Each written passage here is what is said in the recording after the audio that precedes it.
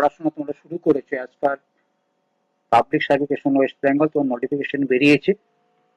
Audit and account সার্ভিসের পরীক্ষা খুব শীঘ্রই হবে, প্রিলিমসটা হবে, তার জন্য নোটিফিকেশন ইন্ডিকেটিভ একটা নোটিফিকেশন বেরিয়েছে, সেটা দেখে নেবে। আর গতকাল থেকে আমি তোমাদের প্রিলিমসের জন্য প্রিপারেশন শুরু করেছি, তোমাদের তোমাদের জন্যই সম্পূর্ণ ডেডিকেটেড এই চ্যানেলটা। তো তার জন্য এই বইটি তোমাদের বেরোবে, দিন 15-20 দিন সময় লাগবে। এবং এই বই থেকে একটা পার্ট আমি আজকে তোমাদের করাবো, সেটা হচ্ছে হিস্ট্রি অফ ইন্ডিয়া। ঠিক আছে, হিস্ট্রি অফ ইন্ডিয়ার ইন্ডিয়ান ন্যাশনাল মুভমেন্ট যে তোমাদের সিলেবাস আছে, আজকে 100টা কোশ্চেন প্রথমে আলোচনা করব। এই কোশ্চেনের ভিত্তিতে তার উপরে যে এমসিকিউ হবে সেগুলো আমি নিচে আলোচনা করবো। তার মানে 100 এই কোশ্চেন থাকছে, তার সাথে থাকছে 50টা এমসিকিউ। এসো প্রথমে এই কোশ্চেন প্লাস হচ্ছে অ্যান্সার গুলো আমরা পড়ে নিই, বুঝে নিই ইংলিশটা। তারপর হিস্ট্রিতে কিন্তু জেনে রাখবে কত মার্কস আছে, তোমরা আশা করি জানো। ঠিক আছে, তো এই সমস্ত সিলেবাসটাই আমি কভার করবো। ঠিক আছে, আসো শুরু করি। শুরু করছি আমি 1857 থেকে। 1857-এ তোমার কি হয়েছিল? সিপাহী বিদ্রোহ হয়েছিল, রিভল্ট অফ 1857। সিপাহী বিদ্রোহ হয়েছিল। সিপাহী বিদ্রোহ থেকে প্রশ্ন শুরু হচ্ছে, তারপর আস্তে আস্তে আমরা এগোবো। প্রথম প্রশ্ন হচ্ছে, what was the immediate cause of the revolt of 1857?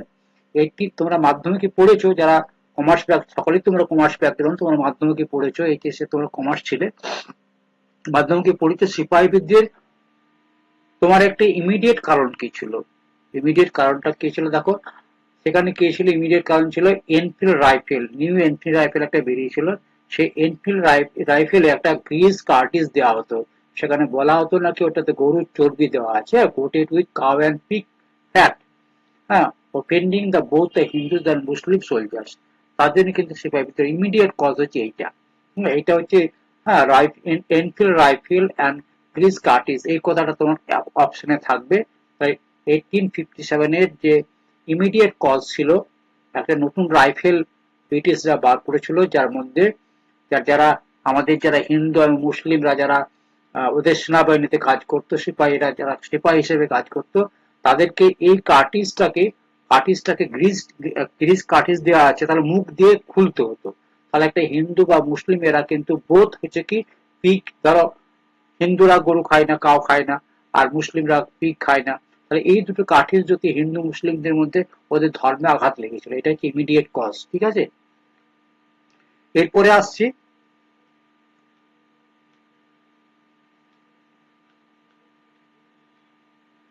আসছি আমরা নেক্সট কোশ্চেন হচ্ছে, when did the revolt of 1857 begin? কবে শুরু হলো? কোন ডেটে সিপাহী বিদ্রোহ শুরু হয়েছিল? ঠিক আছে, সিপাহী বিদ্রোহ কোথায় প্রথম শুরু হয়েছিল, কোন ডেটে শুরু হয়েছিল, প্রশ্ন তোমরা দিলেও দিতে পারে। তার জন্য মনে রাখবে সিপাহী বিদ্রোহ প্রথম শুরু হয়েছিল মিরাটে। মিরাটে প্রথম সিপাহী বিদ্রোহ শুরু হয়েছিল, ডেটটা ছিল May 10, 1857। Okay, next question, who was proclaimed the Emperor of India during the 1857 revolt? 1857 রিভল্টের সময় কাকে রাজা বলে, সম্রাট বলে ঘোষণা করা হয়েছিল? কাকে ঘোষণা করেছিল? এখানে বাহাদুর শাহ জাফর, এই বাহাদুর শাহ, দ্বিতীয় বাহাদুর শাহ জাফরকে, ওখানে লাস্ট মুঘল এম্পায়ার যিনি ছিলেন তাকে, তোমরা জানো এই মুঘল, তোমার এখানে আরেকটা প্রশ্ন হতে পারে যে শেষ মুঘল সম্রাট কে ছিলেন? বাহাদুর শাহ জাফর, হ্যাঁ, অর্থাৎ দ্বিতীয় বাহাদুর শাহ শেষ মুঘল সম্রাট, যাকে এম্পায়ার হিসেবে ঘোষণা করেছিল। বাই কারা ঘোষণা করেছিল?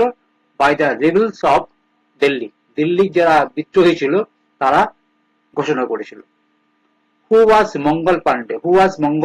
মঙ্গল পান্ডে ওয়াজ কে ছিল? একজন সিপাহী ছিল, হ্যাঁ, মঙ্গল পান্ডে ওয়াজ সিপাহী ছিল। and the 34th Bengal native infantry কোথাকার ছিল? আমাদের বাংলার ছিল, তখন ওয়েস্ট বেঙ্গল ছিল না, তখন বাংলা বলা হতো। হ্যাঁ, who attack British officers on March 29, 1857 at Barrackpore, becoming one the first martyrs of the revolt. ইনি ছিলেন সিপাহী বিদ্রোহের প্রথম শহীদ। সিপাহী বিদ্রোহের প্রথম শহীদ কে ছিলেন? তাহলে মঙ্গল পান্ডে। মঙ্গল পান্ডে তোমার এই মার্চ 29, 1857 এক অফিসারকে অ্যাটাক করেছিল, অফিসারদেরকে অ্যাটাক করেছিল এবং তাকে ওখানে ওই অপরাধের জন্য তাকে ফাঁসি দেওয়া হয়েছিল। প্রথম শহীদ ছিল Mangal Pandey. What happen to Bahadur Shah Zafar after revolt? সিপাহী বিদ্রোহের পরে ওই যে বললাম দ্বিতীয় বাহাদুর শাহ কি ভাগ্যে কি ঘটেছিল? তার ভাগ্যে ঘটেছিল তাকে কি করা হয়েছিল, দ্বীপান্তরিত মানে রেঙ্গুনে, কোথায় পাঠানো হয়েছিল? রেঙ্গুন এটা, হ্যাঁ রেঙ্গুনে, বার্মাতে ওকে ইয়ে করা হয়েছিল, কি বলে, এক্সাইল করা হয়েছিল। হ্যাঁ, এক্সাইল মানে কি, তাকে ওখানে মানে বন্দি করে ওখানে পাঠানো হয়েছিল, এক্সাইল করা হয়েছিল, দ্বীপান্তরিত করা বলে। হি ডাইড ইন 1862, তাহলে উনি 1862 তে মারা যান। Who led the revolt in Kanpur? কানপুরের যেটা রিভল্টটা হয়েছিল, সিপাহী বিদ্রোহ যেটা কানপুরে শুরু হয়েছিল, সেখানকার নেতা কে ছিল? নানা সাহেব। ঠিক আছে, নানা সাহেব ছিলেন the adopted son of last Peshwa Bajirao দ্বিতীয়, যে অ্যাডপ্টেড সন ছিল রানা সাহেব, তিনি কিন্তু কানপুরে সিপাহী বিদ্রোহ সূচনা করেছিলেন। Who was Rani Lakshmibai? She was the Rani of Lakshmi Jhansi, who became one of the most prominent leaders of 1857 revolt and died fighting the British in June 1858. ঠিক আছে? What was the doctrines of lapse? Doctrines of lapse কাকে বলে? এটাকে একটা এটা তোমার এইভাবে আসবে না। ডক্ট্রিন অফ ল্যাপস তোমাকে অনেকগুলো শর্ট দেবে। এটা তোমার অ্যাকচুয়ালি এটা কিন্তু 2 মার্কস 3 মার্কসের কোশ্চেন হয়, শর্ট কোশ্চেন নাও দিতে পারে, তাও জেনে রাখো ডক্ট্রিন অফ ল্যাপসটাকে। It was the policy introduced by the lord Dalhousie. এটা একটা পলিসি ছিল ব্রিটিশদের, যেটা ডালহৌসি, হ্যাঁ এমন প্রশ্ন আসতে পারে, doctrine of lapse K introduce করেছিলেন? লর্ড ডালহৌসি। হ্যাঁ, লর্ড ডালহৌসি এটা ইন্ট্রোডিউস করেছিলেন। that allow the British to annex মানে হচ্ছে দখল করা, annex মানে হচ্ছে কোনো জিনিসকে নিজের দখলে নেওয়া। এনি প্রিন্সলি স্টেট, ভারতবর্ষের যে প্রিন্সলি স্টেট ছিল, যেগুলো রাজারা শাসন করত, হ্যাঁ সেই রাজ্যগুলোকে এই কারণ দেখিয়ে, কি কারণ দেখাতো? তো ওইটা রুলার ডাইড উইদাউট আর ন্যাচারাল হেয়ার। ন্যাচারাল হেয়ার মানে হচ্ছে স্বাভাবিক যদি পুত্র কন্যা না থাকতো, তাদের যদি উত্তরাধিকার না থাকতো, উত্তরাধিকার সূত্রে যদি সিংহাসন যদি না পেত, তাহলে কিন্তু সেই রাজ্যটাকে ব্রিটিশরা নিজেদের মধ্যে দখলে নিত। এটাই ছিল ডক্ট্রিনস অফ ল্যাপস। এটাও কিন্তু একটা কজ ছিল 1857-এ সিপাহী বিদ্রোহের। আর একটা কারণ ছিল এটাও কিন্তু, তাহলে একটা কারণ ছিল এইটা, একটা হচ্ছে এইটা। was তাতিয়া তোপি? তাতিয়া তোপির নাম তো শুনেছিল, তাতিয়া তোপ। তাতিয়া তোপ was জেনারেল আর্মি অফ নানা সাহেব। এই নানা সাহেব উপরে যে বললাম কানপুরে, ওনার তিনি আর্মির হেড ছিলেন। ঠিক আছে, জেনারেল মানে আর্মির হেড ছিলেন নানা সাহেব। and one of the most effective military leaders during the revolt, who was captured and hanged in April 59, যাকে ব্রিটিশরা অ্যারেস্ট করে তার বিচার হয়। বিচারে এপ্রিল 1859-এ তার ফাঁসি হয়। হ্যাং মানে ফাঁসি হয়েছিল তাকে। What were the economic cause of 1857 revolt? Economic cause কি ছিল? Economic cause included the destruction of traditional industries. ব্রিটিশরা কি করেছিল? ট্র্যাডিশনাল যে শিল্প ছিল সেগুলো ধ্বংস করেছিল। হাইল্যান্ড রেভিনিউ চালু করেছিল। ঠিক আছে, ডিসক্রিমিনেশন এগেইনস্ট ইন্ডিয়ান মার্চেন্টদের সাথে ব্রিটিশ মার্চেন্টদের একটা ডিসক্রিমিনেট করতো। and the drain of wealth from the India to British, ভারতবর্ষের সম্পত্তি তারা ব্রিটিশে নিয়ে যেত। এইটাই ছিল economic cause. Administrative causes post 1857। What major administrative change হলো 1857 এর পরে? মেজর কি চেঞ্জ হলো? দেখো, মেজর একটা বিশাল চেঞ্জ হয়ে গেল এখানে। এটা কিন্তু একটা জাংচার বলতে পারে ব্রিটিশদের মধ্যে। এই যে একটা বড় সময় যেটা পরিবর্তন এলো, সেটা হচ্ছে the British crown took over the direct control of India from east India. আগে ইস্ট ইন্ডিয়া এই যে তোমার ব্রিটিশরা, তোমরা জানো যে পলাশের যুদ্ধ হয়েছিল কত সালে? পলাশের যুদ্ধ হয়েছিল, হ্যাঁ পলাশ 1757-এর যুদ্ধ হয়েছিল 23শে জুন, 23rd জুন পলাশের যুদ্ধ হয়েছিল। এই দিন থেকে একবারে তোমার সিপাহী বিদ্রোহ পর্যন্ত 1857 পর্যন্ত, এই টোটাল প্রায় 100 বছর কাদের হাতে ছিল? ইস্ট ইন্ডিয়া কোম্পানি হাতে ছিল ভারতবর্ষের শাসনভারটা। আস্তে আস্তে কি হলো, যখন দেখলো যে এই শাসনটা এরা চালাতে পারছে না, বিভিন্ন দিকে রিভোল্ট হচ্ছে, সিপাহী বিদ্রোহ বড় ধরনের একটা ঘটনা ঘটে গেল, তখন ব্রিটিশরা, ব্রিটিশ পার্লামেন্ট এটা তারা আইন করে কিন্তু ইন্ডিয়ান ইন্ডিয়ান অ্যাক্ট চালু করলো, ইন্ডিয়া অ্যাক্ট 1958। হ্যাঁ, এই চালু করে তারা ইস্ট ইন্ডিয়ার হাত থেকে শাসনভারটা নিজের হাতে নিয়ে নিল। Who was the first viceroy of India? প্রথম ভাইসরয় ছিলেন, খুব ইজি কোশ্চেন, কিন্তু তার সত্ত্বেও বলছি এটা ইম্পর্টেন্ট কোশ্চেন। ফার্স্ট ভাইসরয় ছিলেন কেনিং। কেনিং ছিলেন প্রথম ভাইসরয় ইন ইন্ডিয়া 1857 সিপাহী বিদ্রোহের পরে। What was Queen Victoria proclamation 1858? 1858 এ রানী ভিক্টোরিয়ার যে ঘোষণা, হ্যাঁ, রানী ভিক্টোরিয়ার যে ঘোষণাটা কি ছিল?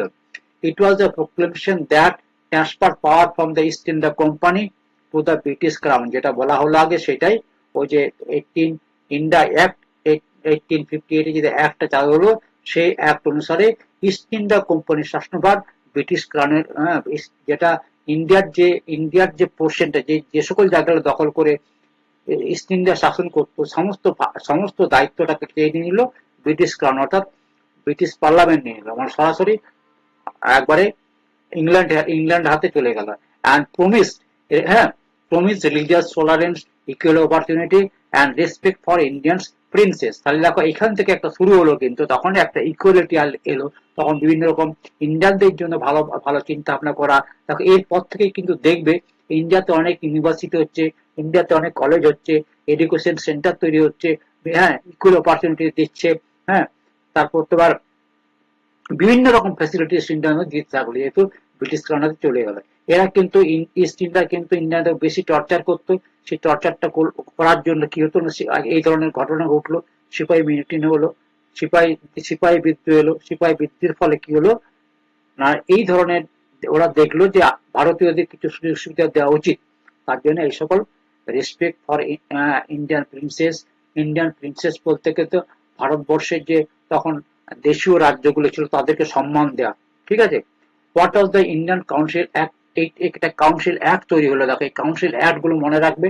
হ্যাঁ, 1861 একটা কাউন্সিল অ্যাক্ট হলো, it introduce limited Indian representatives of the legislature. তখন কিন্তু ওইখানে কিন্তু ব্রিটিশ পার্লামেন্টে ব্রিটিশ যাতে আমাদের ইন্ডিয়া শাসন করার জন্য যে ওদের পার্লামেন্টে থাকবে, সেখানে ইন্ডিয়ান ভারতীয়দের নিয়োগ শুরু হলো, ভারতীয়দের একটা জায়গা দেওয়া শুরু হলো, by allowing the governor general to nominate Indians to the legislative council.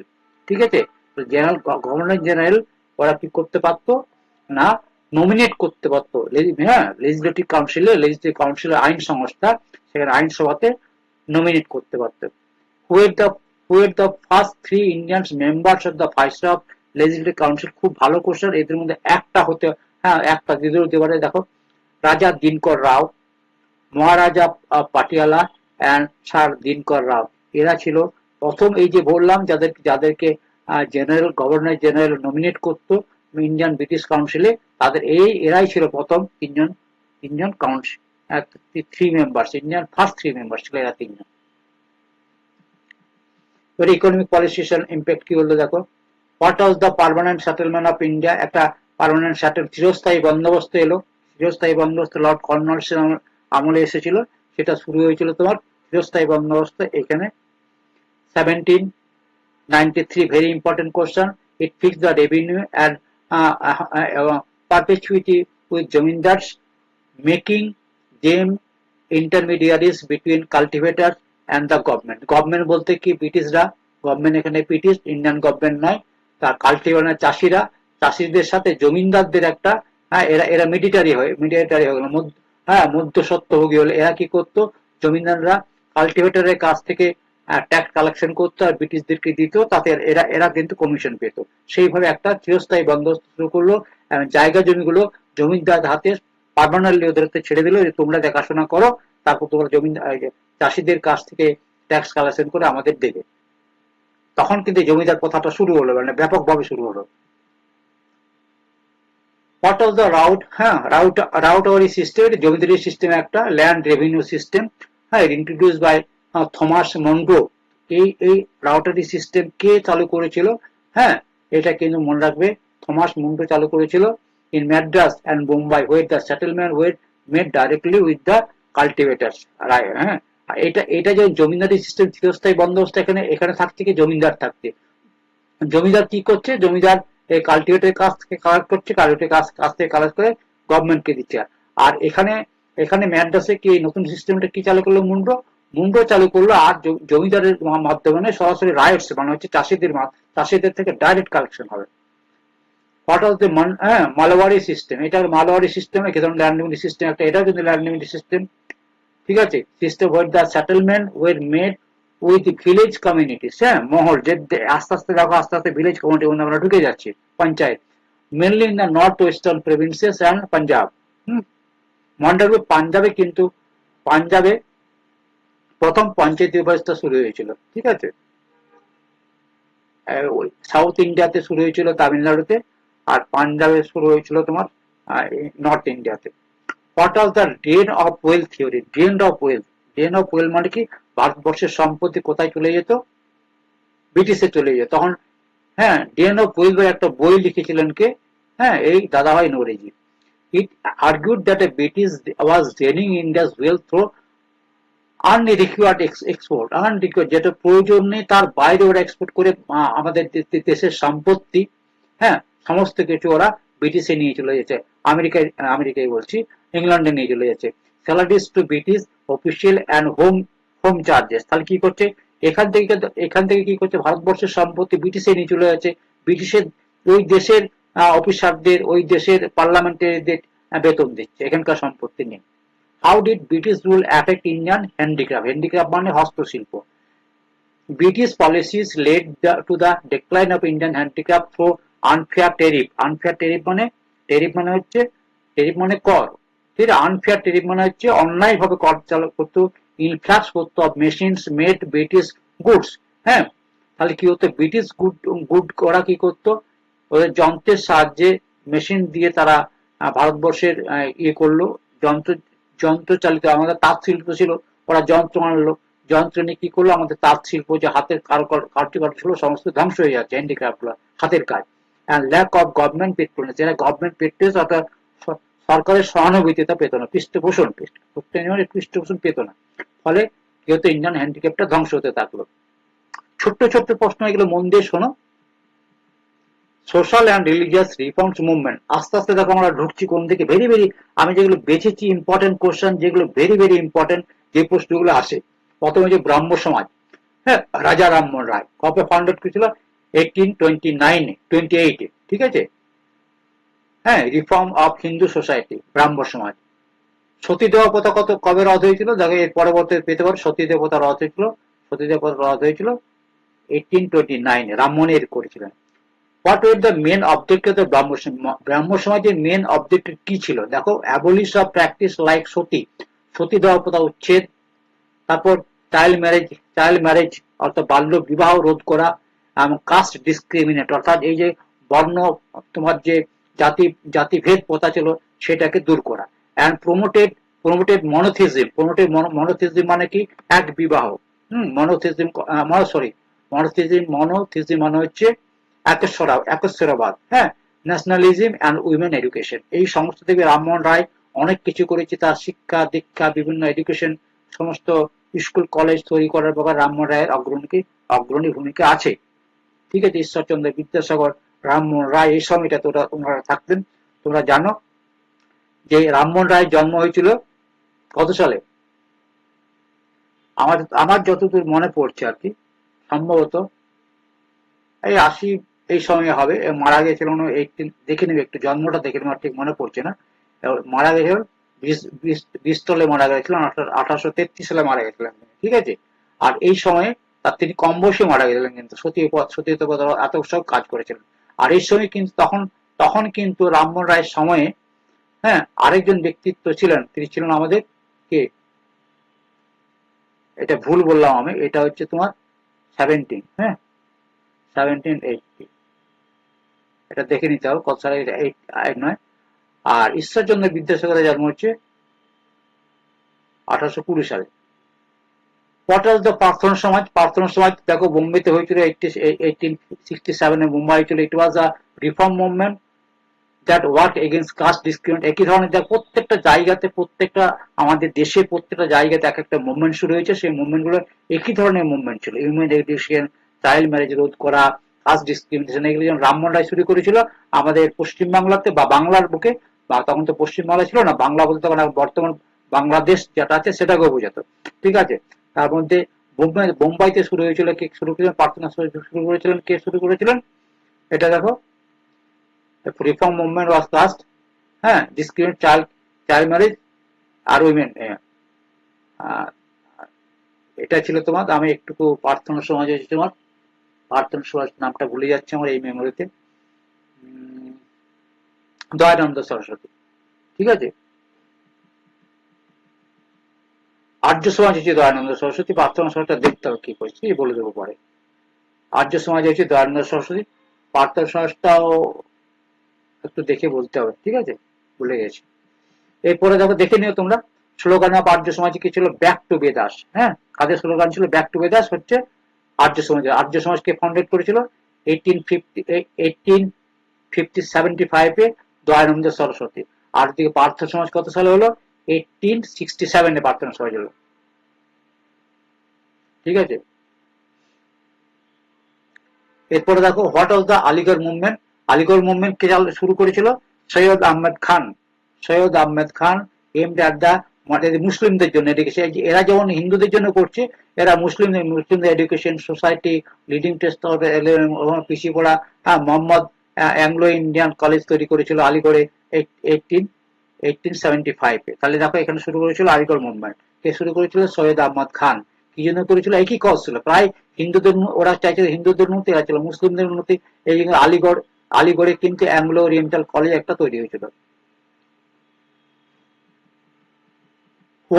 who was Ishwarchandra Vidyasagar? তোমরা জানো Ishwarchandra Vidyasagar prominent Bengali reformer who campaign for widow remarriage.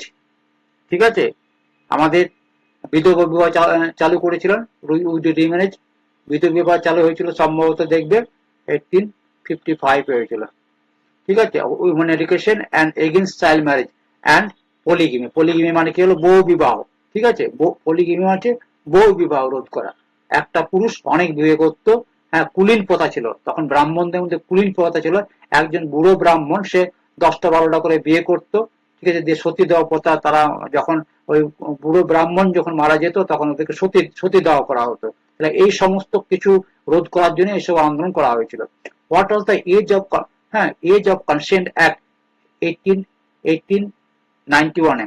He raised the age of consent for girls from 12 to 10 to 12 years, হ্যাঁ, aimed at preventing child marriage। দেখো তো কত, এখন আমাদের মেয়েদের বয়স কত? এই 18 বছর না হলে বিয়ে হয় না। তখন কি করা হলো? 10 থেকে 12 করা হলো। হ্যাঁ, 10 থেকে 12 করা হলো। তাহলে আমাদের এখন কি আছে? 18 ইয়ার্স করা আছে, তাই না? ছেলেদের বয়স করা আছে 21 ইয়ার্স। এটা অনেক বাড়ানো উচিত। হু ওয়াজ জ্যোতিরাও ফুলে? জ্যোতিরাও ফুলে কে ছিলেন? ইনি ছিলেন মহারাষ্ট্রের একজন সোশ্যাল রিফর্মার। ঠিক আছে, জ্যোতিরাও ফুলে ছিলেন একজন মহারাষ্ট্র। আমি বিদ্যাসাগরের জন্য দেখতে হচ্ছে, রামমোহনকে দেখতে পশ্চিম বাংলার বা বাংলার, ছিল জ্যোতিরাও ফুলে ছিলেন মহারাষ্ট্রে। Work for the upliftment of the lower caste and women education, foundation of the সত্য সত্য সাধক সমাজ। এটা হচ্ছে সত্য Sadhak Samaj.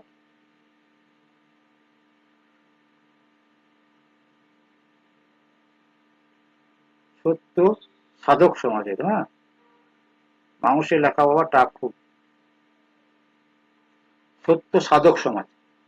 Who was the widow remarriage act? 1857 হয়েছিল। এখানে কিন্তু 1856 এ কিন্তু ওটা আন্দোলনটা বিশালভাবে নিয়েছিল। আমার আইনটা পাস হয়েছিল কিন্তু 1856 এ। Largely due to the Ishwarchandra Vidyasagar efforts it legalize widow remarriage. এখানে কিন্তু বিধবা বিবাহ আইন সিদ্ধ হয়ে, তখন থেকে কিন্তু আইন সিদ্ধ হয়ে যায়। মনে রাখবে যে বিধবা বিবাহ একবারে, বিধবা বিবাহ এখনো পর্যন্ত আইন সিদ্ধই আছে। হ্যাঁ, আর্লি ন্যাশনালিস্ট মুভমেন্ট অর্গানাইজেশন যেগুলো ছিল, দেখো কংগ্রেসের মনে রাখবে, কংগ্রেসের ফাউন্ডেড মনে রাখবে, Indian National Congress, very important question. এটা ডিসেম্বর 28 এ হয়েছিল। এটা হয়েছিল 1885 এ হয়েছিল, 1885 এ হয়েছিল। ঠিক আছে, এটা মুম্বাই হয়েছিল। কোন শহরে হয়েছিল? মুম্বাই শহরে হয়েছিল। গোকুল দাস তেজচাঁদ বলে একটা কলেজ হয়েছিল, প্রথম সভা বসছিল। আর উমেশ চন্দ্র ব্যানার্জি এই সভার প্রথম ন্যাশনাল কংগ্রেসের প্রথম ছিলেন আর কি বলে প্রথম সভাপতি ছিলেন। তাহলে এইটা কে চালু করেছিল? কে? দেখো, অ্যালান অক্টেভিয়ান হিউম, ও retired British civil servant, consider the founder, একে ফাউন্ডার হিসেবে মনে করা হয়, though it was a collective effort of the several Indians.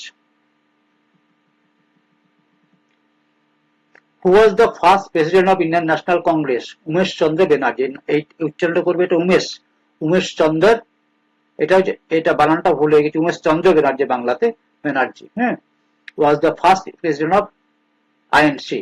ও কিন্তু ব্যানার্জিটা এইভাবে লিখতো, মনে করবে এটা উমেশ চন্দ্র ব্যানার্জি কিন্তু এইভাবে লিখতো, চন্দ্রটা CHNDR হতো, CHNDR, হ্যাঁ, আর ব্যানার্জি কিন্তু এই বানানটাও লিখতো। Where was the first session of INC held? মনে লাগে এই যে বললাম গোকুল দাস তেজপাল সংস্কৃত কলেজ কোথায় হয়েছিল? মুম্বাই। এখন যেটা মুম্বাই বলি, আগে বোম্বাই বলা হতো, ঠিক আছে, তো ফার্স্ট হয়েছিল এখানে। How was the delegates attended first INC session? 72 delegate ছিল, মনে রাখবে, ঠিক আছে, কতজন ছিল? 72। How many delegates? 72. What was the early nature of Indian National Congress? Nature কি ছিল? নেচারটা ছিল একটু তখন ছিল কি, একটু তখন মোডারেটদের হাতে ছিল, ঠিক আছে, তার জন্য এরা কিন্তু অনুনয় বিনয় করে সব, মোডারেটরা কি করতো, দ্যাটস ইউজ কনস্টিটিউশনাল মেথড, অর্থাৎ আমরা আইনের মাধ্যমে ক্ষমতা আদায় করব, পিটিশন দেবো, প্রেয়ার করব, দিয়ে রেভলিউশন করবো, যেমন আইন আছে সে আইন মতে চলবে, ঠিক আছে। পরবর্তীকালে কিন্তু যখন চরমপন্থীরা এলো, তখন কিন্তু একটা ব্যাপকভাবে ব্রিটিশদের উপর অত্যাচার শুরু করলো, না দিলে কিন্তু তোমাদের হত্যা করে ফেলবো। তবে ব্রিটিশরা দেওয়ার পর একটা বিপ্লবী জিনিস চলে এলো, ঠিক আছে, পরবর্তীকালে লাল বাল পার আমরা পড়বো, দেখতে পাবো ওই জিনিসগুলো এসেছিল। What was the main demand early কংগ্রেসের? কি ডিমান্ড ছিল? লেজিসলেটিভ কাউন্সিল এক্সপেনশন করতে হবে, ঠিক আছে, মানে লেজিসলেটিভ কাউন্সিলের মেম্বারদের, ইন্ডিয়ান মেম্বারদের এই জায়গা বেশি করে দিতে হবে, হ্যাঁ, ইন্ডিয়ানাইজেশন সব সার্ভিসেস করতে হবে, যত গভর্নমেন্ট সার্ভিস আছে সেগুলো ইন্ডিয়ানদের জন্য বেশি করে রিজার্ভেশন করতে হবে, সেপারেশন অফ জুডিশিয়ারি করতে হবে, তার এক্সিকিউটিভের সাথে, এখন যেটা সেপারেশন এক্সিকিউটিভ আর বিচার ব্যবস্থা আলাদা আলাদা আছে, সেরকম তখন একসাথে ছিল, আলাদা করতে হবে, and reduction of military expenditure, এবং মিলিটারি এক্সপেন্ডিচার কমাতে হবে, এই ছিল ওদের প্রাথমিক দিকে demand. who were the prominent moderate leaders? এই moderate leaders মনে রাখবে, যেটা moderate leader বললাম, দাদাভাই নওরোজি, গোপাল কৃষ্ণ গোখলে, হ্যাঁ, ফিরোজ শাহ মেহতা, সুরেন্দ্রনাথ ব্যানার্জি, এরা ছিল moderate leader। তাহলে দেখবে একসময় তোমাকে মিক্স করে দেবে moderate লিডারদের সাথে, হ্যাঁ, চরমপন্থী লিডারদের মিক্স করে দিয়ে বলবে কোনটা ইয়ে নয়, moderate নয়, বা কোনটা moderate বার করতে বলবে। 3 P's strategy matter ছিল, moderates believe that in petition, prayer, protest, এটা ওরা বিশ্বাস করতো। 3 P's হচ্ছে, হ্যাঁ, আমরা ইকোনমিক্সে, আমরা অডিটে পড়লাম না, হ্যাঁ, এখানে যে PPP, petition, prayer and protest as methods of seeking reform. What was the Indian Association? Indian Association Surendranath Banerjee foundation করেছিলেন 1856 এ। এটা কি ছিল? Important national organisation and president to the INC যে তৈরি হয়েছিল, যে ন্যাশনাল কংগ্রেস দেখতে পাচ্ছ, এই তোমার INC যে হয়েছিল, এখান থেকেই কিন্তু তোমার ইন্ডিয়ান অ্যাসোসিয়েশনের গর্ভ থেকেই কিন্তু ন্যাশনাল কংগ্রেসের জন্ম হয়েছিল। The press and the legislature, এরপর চলে আসছে press and the, important question গুলো বেছে বেছে তোমাদের দেওয়া হচ্ছে। দেখো, ভার্নাকুলার প্রেস অ্যাক্ট, এইটা এত সালে হয়েছিল, very very important question. Vernacular press act introduced by Lord Lytton. কে in vernacular press act? Lord Lytton. It is imposed a restriction on the vernacular press to prevent criticize the British policy. কোন সংবাদপত্র, কোন দেশীয় সংবাদপত্র বলো না, ভারতবর্ষের ভাষাতে যে সকল ইংলিশ ছাড়া যে সকল পেপারগুলো বেরোয়, তারা ব্রিটিশ সরকারের সমালোচনা করতে পারবে না, এরকম একটা আইন তৈরি করলো, ভার্নাকুলার প্রেস অ্যাক্ট, ঠিক আছে। while exempting the ব্রিটিশ প্রেসরা পারবে, ব্রিটিশদের মধ্যে যেটা ইংলিশের পেপার আছে তারা পারবে, ভারতীয় সংবাদপত্রগুলো পারবে না। তখন কি হলো? Who repeal the vernacular press act? Lord Ripon কিন্তু ভার্নাকুলার প্রেস অ্যাক্ট রিপিল মানে কি? রদ করেছিল। রিপিল কে করেছিল? রদ করেছিল 1882 তে রিপিল করেছিল, এটা করেছিল রিপন, আর চালু করেছিল Lord Liton. What was the significance of Indian newspapers during that period? Significant newspaper কে ছিল? দা হিন্দুর পেপার ছিল, অমৃত বাজার পত্রিকা ছিল, কেশরী পেপার ছিল, ঠিক আছে, crucial roles explaining the nationalist ideas and criticizing the British paper। তাহলে এইগুলো ছিল মেন খবর কাগজ তখনকার। দা হিন্দু, হ্যাঁ, অমৃত বাজার পত্রিকা। এই অমৃত বাজার পত্রিকা কিন্তু মনে রাখবে, অমৃত বাজার পত্রিকার সাংবাদিক তখন কি করলে, ভার্নাকুলার প্রেস অ্যাক্টের জন্য ওরা রাতারাতি ইংরেজি, তখন ওরা দেশীয় ভাষায় বার করতো, বাংলাতে বার করতো, ইংরেজিতে, হিন্দিতে বার করতো। অমৃত বাজার পত্রিকা কিন্তু এক রাতের মধ্যে কিন্তু ওরা কি করেছিল, ওই ইয়ে থেকে ইংলিশ ভার্সন করে দিয়েছিল পেপারটাকে, ক্রিটিসাইজ করার জন্য। Who founded the newspaper Kesari? Kesari founded Lal, হ্যাঁ, বাল গঙ্গাধর তিলক। কত সালে করেছিল? 81-এ, ইংলিশ ভাষাতে, ঠিক আছে। ফাউন্ডেড কেশরী ইন মারাঠি, আর মহারাষ্ট্রে করেছিল, ইংলিশে করেছিল 81। What was the অমৃত বাজার পত্রিকা? শিশির কুমার ঘোষ and মতিলাল নেহরু 1868-এ করেছিল। Become the influential nationalist newspapers that proposed the vernacular, যেহেতু আমাকে বললাম ভার্নাকুলার প্রেস অ্যাক্ট থেকে ওভারনাইটে কিন্তু ইংলিশ হয়ে গেছিল এই যে অমৃত বাজার পত্রিকা। শিশির কুমার ঘোষ আর মতিলাল ঘোষ এরা ফাউন্ডার ছিল, ওই পেপারটাকে সম্পাদনা করতো। Who was Lord Lytton? British officially চলে যাচ্ছে পলিসিতে। Next, who was the Lord Lytton? The Viceroy of India। Lord Liton ছিল ভাইসরয় অফ ইন্ডিয়া, ভাইসরয় ছিল 76 থেকে 80-তে। known for the organization Delhi দরবার, দিল্লি দরবারের জন্য উনি বিখ্যাত। 87-এ and introducing the repressive vernacular press act। Vernacular press অ্যাক্টের জন্য কিন্তু উনি, যাকে বললাম লিটন ছিল ভার্নাকুলার প্রেস অ্যাক্টের জন্য মানে বিখ্যাত। Who was Lord Ripon? Lord Ripon দেখো কোন সময় ছিল, পিরিয়ডগুলো একটু মনে রাখার চেষ্টা করবে। 80 থেকে 84, 80 থেকে 1884, known as লিবারেল and ইনস্টেডার। তিনি খুব ভালো ছিলেন, লিবারেল ছিলেন। হ্যাঁ, repeal the vernacular press act, introduce the local self government. যারা লোকাল সেল গভর্নমেন্ট কে চালু করেছিল? রিপন। ভার্নাকুলার প্রেস অ্যাক্টকে কে ইয়ে করেছিল, রদ করেছিল? রিপন। ভার্নাকুলার প্রেস অ্যাক্ট কে চালু করেছিল? Liton. What was the Ilbert Bill? Ilbert Billটা very important, ঠিক আছে। Proposed by Lord Ripon in Ilbert Bill, দেখো কত সালে প্রপোজ করেছিল? 1883-তে। sought to allow Indian judges to try European offenders। আগে কে কিন্তু বিচার ব্যবস্থায় ইন্ডিয়ান যারা জাজ ছিল তারা কিন্তু ইউরোপিয়ানদের বিচার করতে পারত না। এই ইলবার্ট বিলে বলা হলো যে ভারতীয় বিচারকরা কিন্তু, ভারতীয় যে ইন্ডিয়ান জাজ থাকবে তারাও কিন্তু ইউরোপিয়ানদের বিচার করতে পারবে যারা ইন্ডিয়ান অফেন্ডার্স হবে। But was withdrawn. এটা কিন্তু প্রচন্ড ব্রিটিশরা এর বিরোধিতা করেছিল, তার জন্য এটাকে উইথড্র করে নিতে বাধ্য হয়।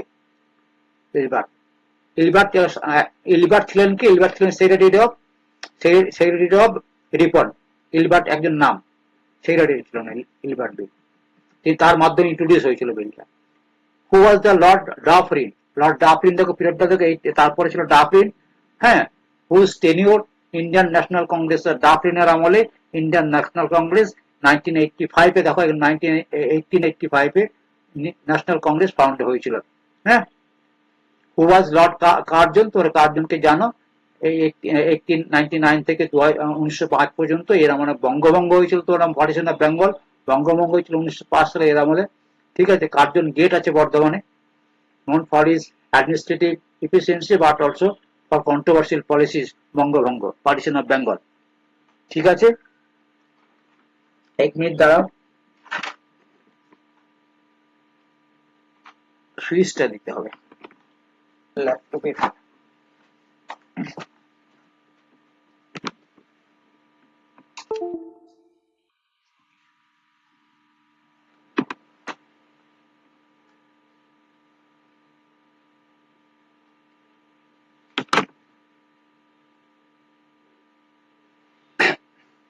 এরপরে দেখো কি আছে,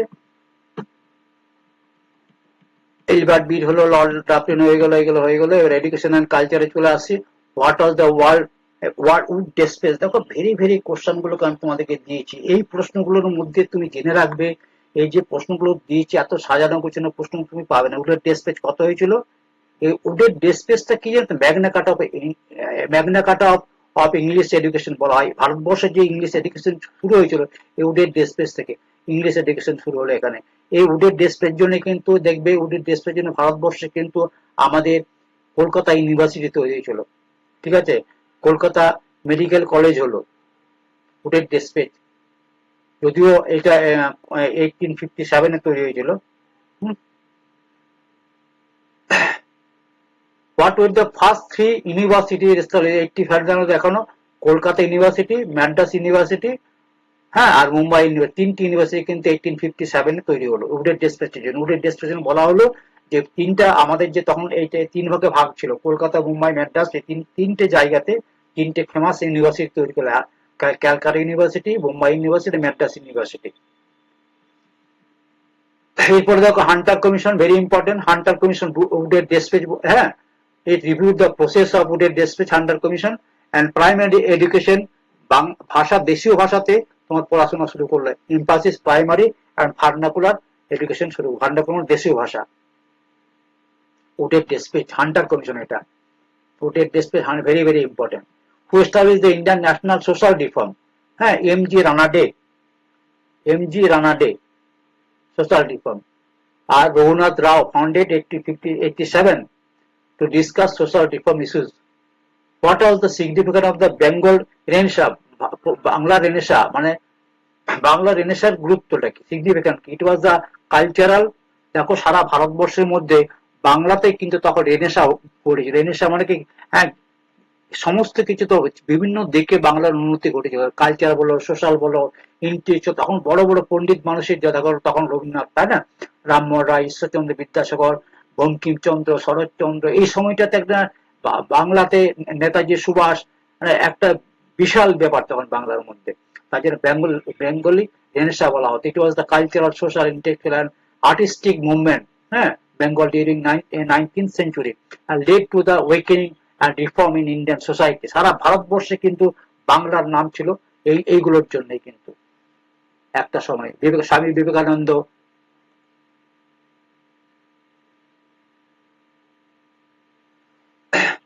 এরপরে দেখো what was the significant Bengali research হয়ে গেল। ইকোনমিক ডেভেলপমেন্ট, রেলওয়ে দেখো প্রথম চালু হলো রেলওয়ে, হ্যাঁ, পুনে থেকে থানা, হ্যাঁ, জানো পশ্চিমবঙ্গে কোথায় রেলওয়ে প্রথম চালু হয়েছিল জানো? পশ্চিমবঙ্গে চালু হয়েছিল হাওড়া টু হুগলি স্টেশন, পশ্চিমবঙ্গে চালু হয়েছিল হাওড়া টু হুগলি স্টেশন। কোনদিন যদি হুগলিতে যাও ওটা লেখা আছে 1854 প্রথম রেলওয়ে চালু হয়েছিল হাওড়া থেকে হুগলি, এই ব্যান্ডেল লাইনে প্রথম রেল লাইন চালু হয়েছিল Howrah to Hooghly. What was the impact of railway on Indian economy? বিশাল ইম্প্যাক্ট, তাই না, এক বিশাল একটা ডেভেলপমেন্ট, সমস্ত goods, people, integrated Indian market, সমস্ত যে সিম্পল জিনিস, এগুলো পড়ানোর ইয়ে হয় না। What was the first telegraph establish? কত হলো 57 টেলিগ্রাফ, কলকাতা থেকে আগ্রা পর্যন্ত প্রথম টেলিগ্রাফ হলো কলকাতা থেকে আগ্রা 1853 তে। What was the condition of Indian agriculture in the late 19th century? Condition তোমার খুব ভালো ছিল তখন ইন্ডিয়ান এগ্রিকালচার, সাপার, হ্যাঁ, হাই ট্যাক্সেশন ছিল, ইন্ডিয়ার প্রোডাকশন খুব ভালো হতো, হাই ট্যাক্সেশন ছিল, হ্যাঁ, কমার্শিয়ালাইজেশন হয়তো, ব্রিটিশরা কি করতো ক্রপটাকে কেটে ওই যে নীলবিদ্ধ হয়েছিল, পেশানদের অবস্থা খুব খারাপ ছিল, ইনডেপ্টেড, ওদের ঋণে ডুবে গেছিল, এই তো বিভিন্ন ধরনের ঘটনা ঘটেছিল তখন। What were the major famines during 1857 to 1819? এই সময়টাতে একটা আমাদের, হ্যাঁ, গ্রেট ফেমাইন হয়েছিল, যে 76-এর মন্বন্তর বলা হয় এটাকে, 76-এর, এই যে 1857-60 ছিল, এটা বলা 76-এর মন্বন্তর। উড়িষ্যাতে হয়েছিল 66-এ, তার 10 বছর পরে হয়েছিল বাংলায়, হ্যাঁ, ফেমাইন্স হয়েছিল। এই সময়টাতে এইগুলোতে কিন্তু বড় বড় আমাদের দুর্ভিক্ষ দেখা দিয়েছিল এই সময়, হ্যাঁ, দুর্ভিক্ষ এই সময় দেখো কতগুলো দুর্ভিক্ষ হয়েছিল। উড়িষ্যাতে কত সালে হয়েছিল 1860, বাংলায় কত সালে হয়েছিল 1870, প্রচুর দুর্ভিক্ষ হয়েছিল, প্রচুর লোক মারা গেছিল, এবং তোমার আরো হয়েছিল পরপর বাংলার বুকে। রিজনাল মুভমেন্ট, এই রিজনাল আঞ্চলিক যে বিদ্রোহগুলো হয়েছিল, আঞ্চলিক যে মুভমেন্ট ছিল, লিডারটা ছিল দেখো বঙ্কিমচন্দ্র চট্টোপাধ্যায়, তোমরা জানো, বন্দে মাতরম, হ্যাঁ, বন্দে মাতরম 150 বছর হয়ে গেল বন্দে মাতরম রচনা, এই বছর ইম্পর্টেন্ট কিন্তু এটা প্রশ্ন আসবে, এটা লিখে রাখো এটাকে, এই প্রশ্নটা কিন্তু বন্দে মাতরম প্রশ্নটা আসবে তোমাদের, this will come this year. 150তম বন্দে মাতরম রচনা কমপ্লিট হলো এবছর আমাদের পার্লামেন্টে বন্দে মাতরম নিয়ে বিশাল আলোচনা হয়েছে। ঠিক আছে, বন্দে মাতরম।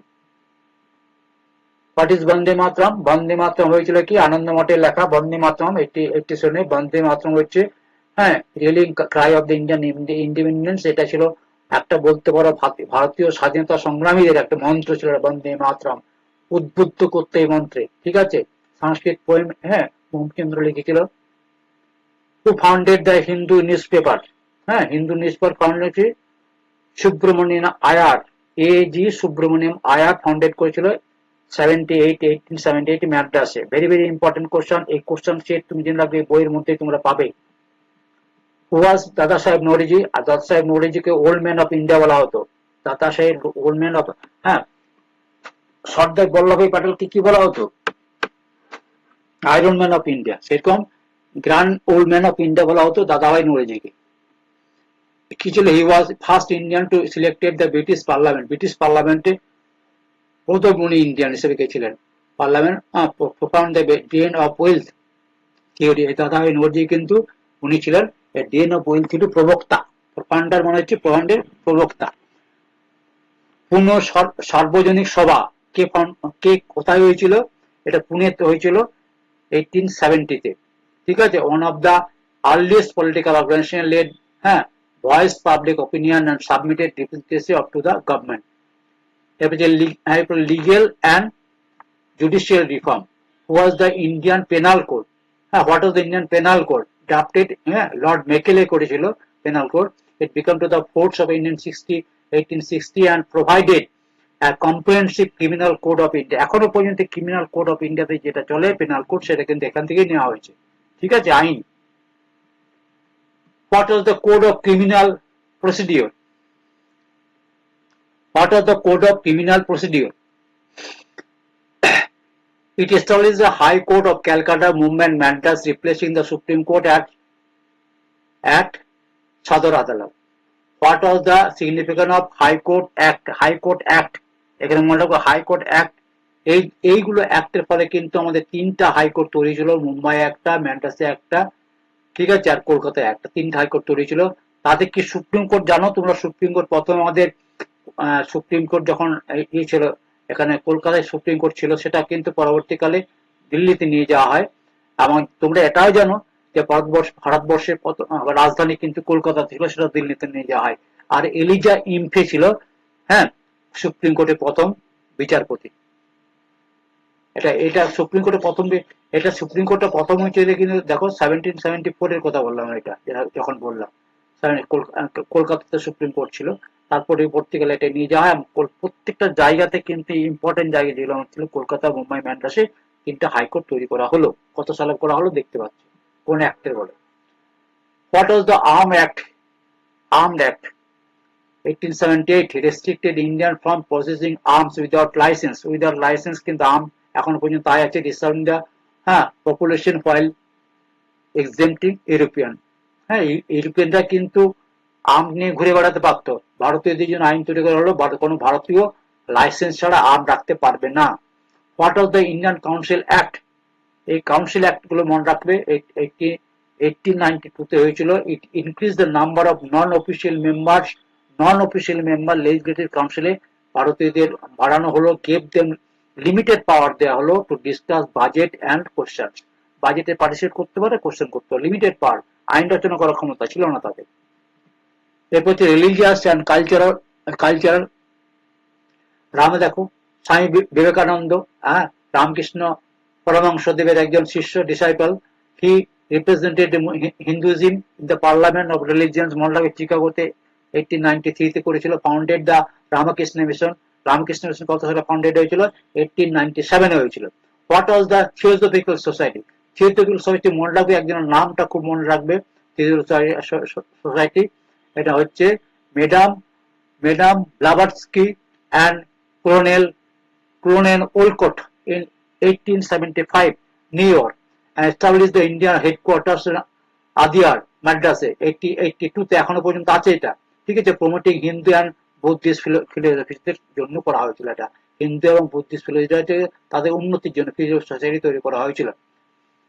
ওয়াজ এনি বেশান্ত। এনি বেশান্তে হচ্ছে আমি যেটা বলছিলাম যে ইন্ডিয়াতে যে আইরিশ একজন উইমেন যিনি became came to India join theosophical society join করেছিল, later became prominent figure of Indian nationally. Indian nationally মনে রাখবে এনি বেশান্ত কিন্তু একটা বিশাল ভূমিকা গ্রহণ করেছিল। Any বেশান্ত who was the Ramakrishna Paramahansa, যারা স্পিরিচুয়াল লিডার ছিল আমাদের, science and mystic who preach essential unity and all religions and whose teaching inspired Swami Vivekananda, Ramakrishna. What was the Deoband movement ki chile started 1866.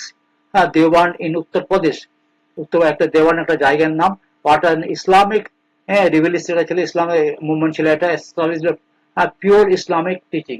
ওরা কিন্তু emphasis করছিল যে সমস্ত কিছু তোমার পিওর ইসলামিক এডুকেশন দিতে হবে। এরপর আছে পেশান অ্যান্ড ট্রাইবাল মুভমেন্ট ওই সময়টাতে। ইন্ডোকে রিভল দেখো, একটা একটা করে রিভল আমি ভাগ করে দিয়েছি। ইন্ডোকে রিভল জানো, ইন্ডোকে রিভল জানো, নীল বিদ্রোহ এই পিরিয়ডটাতে হয়েছিল। হ্যাঁ, বাংলায় হয়েছিল। নীল চাষ হতো বাংলাতে, ইন্ডিগো নীল চাষ হতো। এটা নীল চাষীদের খুব অত্যাচার করতো, সেই নীল তুলে নিয়ে বিদেশে নিয়ে যেত, ঠিক আছে, তাদের নীল বিদ্রোহ হয়েছিল।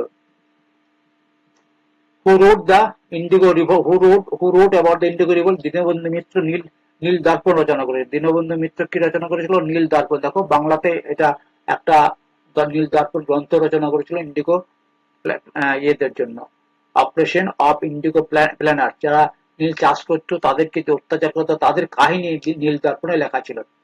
What was the Deccan riots 1875? দেখো 75 অনেক ঘটনা ঘটছে। Passion uprising Maharashtra against moneylenders who exploited them through high interest rates and forcible seizures of property. What was the Pabna agrarian uprising? Pabna চাষীদের একটা বিদ্রোহ হয়েছিল 1873 তে, uprising in East Bengal, who peasant where peasant চাষীরা refused to pay increased rent দিতে, তারা জমিদাররা ভাড়া বাড়িয়ে দিয়েছিল, increased rent তারা দিতে চাইছিল না জমিদার। একটা বিদ্রোহ হয়েছিল। কোথায় হয়েছিল বলো? পাবনাতে। পাবনা কোথায়? ঢাকা। এখন পাবনা হচ্ছে বাংলাদেশে। What was the Moplah revolution? Very important. Moplah revolution মুসলিমদের বিদ্রোহ একটা হয়েছিল, বলতে কেরালাতে হয়েছিল, দেখবে মালাবার কেরালায় হয়েছিল। এটা ল্যান্ডলর্ডদের এগেনস্টে হয়েছিল 19th সেঞ্চুরিতে, ঠিক আছে। মোপলা কেরালায় হয়েছিল, মালাবার কেরালাতে হয়েছিল ব্রিটিশদের এগেনস্টে। এবারে মিলিটারি অ্যাডমিনিস্ট্রেশন রিফর্ম তোমরা জানো। হোয়াট চেঞ্জ ওকার? আর্মিতে কি হলো? 1857 সিপাহি বিদ্রোহ। তারপর কি হলো? Ratios of European to Indian soldiers was introduce. সোলজারদের ইন্ডিয়ার বাড়ানো হলো, রেজিমেন্ট রিকগনাইজ করা হলো। হ্যাঁ, তাদের মধ্যে একটা ইউনিটি, ইন্ডিয়ান সোলজারদের মধ্যে একটা ইউনিটি এবং Indian soldiers and certain martial races were কি লেখা আছে? Preferentially recruited. তাহলে এই ঘটনাটা ঘটলো। What was the doctrines of martial races? A British concept that classified certain ethnic groups, কিছু জাতির মধ্যে, as naturally work-like and suitable for military. কিছু কিছু জাতি আছে, ধরো আমাদের ভারতবর্ষে নেপালি, গোর্খা, এরা জাতি আছে, পাঞ্জাবি, এরা কিন্তু সাধারণ মানুষের সাথে একটু অন্য ধরনের দেখা। পাঞ্জাবি, শিখ, গোর্খা, এদেরকে বেশি দেখবে এরা মিলিটারিতে যোগদান করা হতো। ডক্টর মার্শাল রেস বলা হয়। হ্যাঁ, এটা ডক্টর মার্শাল রেস বলা হতো। এটা মার্শাল একবারে মিলিটারির জন্য পাক্কাপোক্ত লোক, শক্তিশালী এবং হচ্ছে সাহসী। What was the Indian police act? Indian police act 1861। এটা পুলিশ অ্যাক্ট হয়েছিল তোমার, police force in the Indian based of Irish model একটা পুলিশ অ্যাক্টটা তৈরি করা হয়েছিল। এখনো পর্যন্ত এই মডেলটা কিছুটা চলে। What is the policy of divide and rule? অর্থাৎ ডিভাইড এন্ড রুল মানে কি?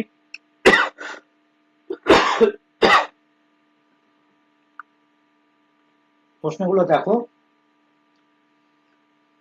ডিভাইড এন্ড রুল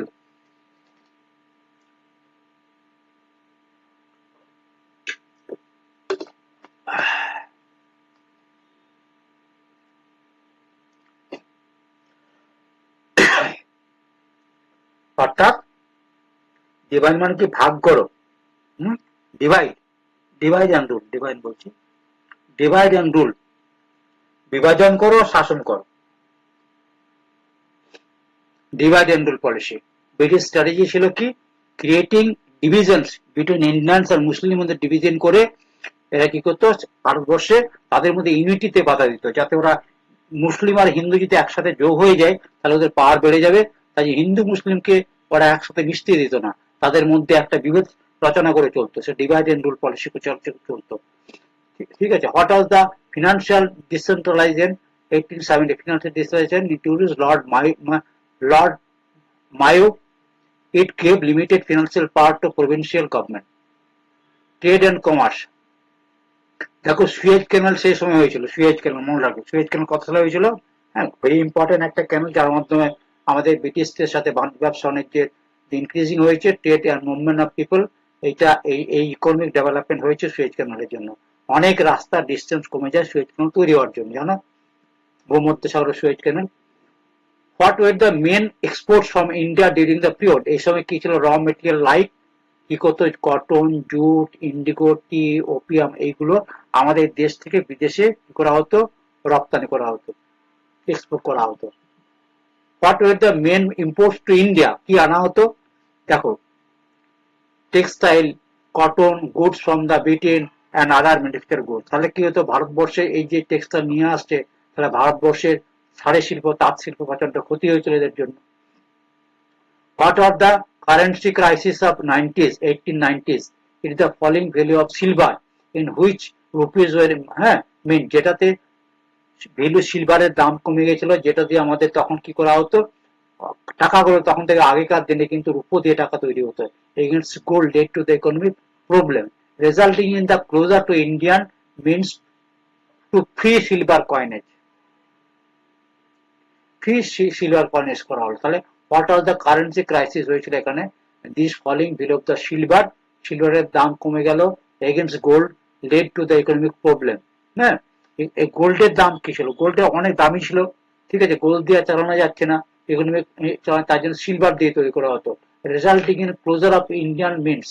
হ্যাঁ, ইন্ডিয়ান মিন্টস যেগুলো যেগুলো টাকশাল ছিল, সেই টাকশাল গুলো কিন্তু ইন্ডিয়ান যে টাকশাল ছিল সেগুলো কিন্তু বন্ধ হতে শুরু হলো, free silver coinage in 1893. What was the home charges?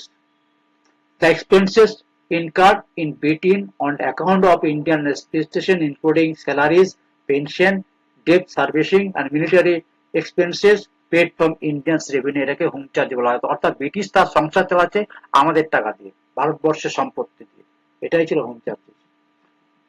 Last 10 later development 90s এর পরে, when the Bal Gangadhar Tilak tried for sedition, Tilak was first tried for sedition 1897 for his writing supporting the use of force against the British.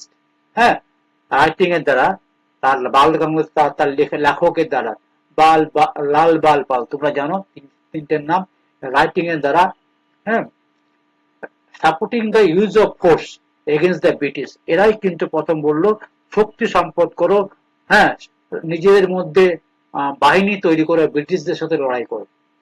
What were the হ্যাঁ চক্কর brothers, Chapekar brothers, এটা হচ্ছে actually Chapekar brothers, বাংলাতে আমরা বলি Chapekar brothers. হ্যাঁ, known for Chapekar brothers Damodar and Balkrishna Chapekar assassinated the British Flag Commission's VC Rand in Pune 1897। Chapekar brother কি করেছিল, এই ব্রিটিশ একজন কমিশনারকে হত্যা করেছিল। হ্যাঁ, অ্যাসাসিনেট মানে হত্যা করা। What was the Swadeshi movement early beginning? Though it gains momentum after 1905, the idea of uprising indigo goods began in 1990s, promoted by leaders like Tilak. ঠিক আছে? Who presided over the Congress session when they split into moderate and extremist?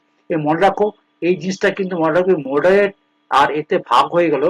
হ্যাঁ, সুরাট কংগ্রেসে এটা মনে রাখবে, 1907 কিন্তু Congress moderate এবং দুই ভাগে ভাগ হয়ে গেল, মডারেট আর এক্সট্রিমিস্ট।